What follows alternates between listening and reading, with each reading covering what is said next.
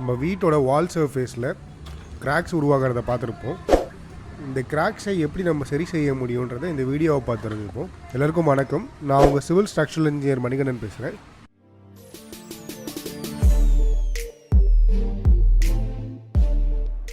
இந்த கிராக்கை எப்படி சரி பண்ணலான்னு தெரிஞ்சுக்கிறதுக்கு முன்னாடி இந்த கிராக் எங்கே ஃபார்ம் ஆகுதுன்னு ஃபஸ்ட்டு தெரிஞ்சுப்போம்.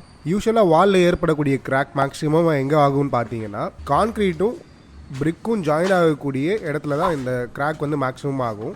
அதுக்கு அடுத்து எந்த இடத்துல ஃபார்ம் ஆகும்னு பார்த்தீங்கன்னா எலக்ட்ரிக்கல் பைப்ஸ் வச்சுருக்கக்கூடிய இடத்துல தான் ஆகும். இந்த கிராக்குக்கு பின்னாடி இருக்கக்கூடிய ஒரு பேசிக்கான கான்செப்ட் தெரிஞ்சுப்போம். ரெண்டு டிஃப்ரெண்ட் மெட்டீரியலை ஒன்றா சேர்க்கும் போது அந்த இடத்துல கண்டிப்பாக கிராக் வந்து ஃபார்ம் ஆகும். அப்படி பார்க்கும்போது கான்க்ரீட்ன்றது டோட்டலாக வேறு மெட்டீரியல், அதே மாதிரி பிரிக்குன்றது வேறு மெட்டீரியல். இந்த மாதிரி ரெண்டு டிஃப்ரெண்ட் மெட்டீரியல்ஸை நம்ம ஒன்றா சேர்க்கும் போது அந்த ஜங்ஷன் பாயிண்டில் நமக்கு கிராக்கோட பாசிபிலிட்டி வந்து மேக்ஸிமமாக இருக்கும். இதே தான் அந்த எலக்ட்ரிக்கல் பைப் வச்சுருக்கக்கூடிய இடத்துலையும் நடக்குது. எலக்ட்ரிக்கல் பைப் பார்த்தீங்கன்னா பிவிசி மெட்டீரியலில் இருக்கும். ஸோ பிவிசியும் பிரிக்கும் ஜாயின் ஆகக்கூடிய இடத்துல இந்த கிராக் வந்து ஃபார்ம் ஆகும். சரி, இப்போ இந்த கிராக்கை வந்து எப்படி உருவாகாமல் பார்த்துக்க முடியுன்றதை பார்ப்போம்.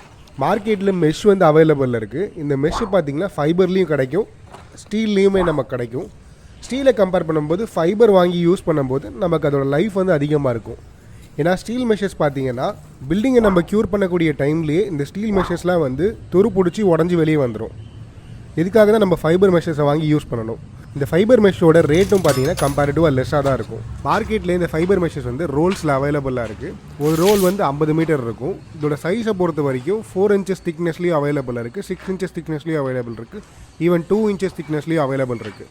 நம்மளோட யூசேஜுக்கு தகுந்த மாதிரி நம்ம அதோட சைஸை சூஸ் பண்ணி வாங்கிக்கணும். பிளாஸ்டிங் பண்ணுறதுக்கு ஒரு மினிமம் 2 to 3 டேஸ்க்கு முன்னாடியே வால் சேசிங் பண்ண இடத்துலையும் காலமும் பிரிக் ஒர்க்கும் ஜாயின் ஆகக்கூடிய இடத்துலையும் இந்த மெஷஸை வாங்கி நம்ம லே பண்ணுற மாதிரி இருக்கும். வால் பிளாஸ்டிங் பண்ணும்போதே இந்த மெஷ்ஷை வச்சு பேக் பண்ணுறதால பெரிய எந்த ஒரு அட்வான்டேஜஸும் இருக்காது.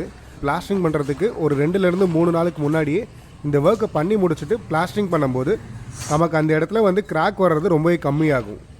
இந்த விஷயம் உங்களுக்கு யூஸ்ஃபுல்லாக இருக்குன்றதை நம்புகிறேன். அப்படி யூஸ்ஃபுல்லாக இருந்தால் உங்கள் ஃப்ரெண்ட்ஸுக்கு இதை ஷேர் பண்ணுங்கள்.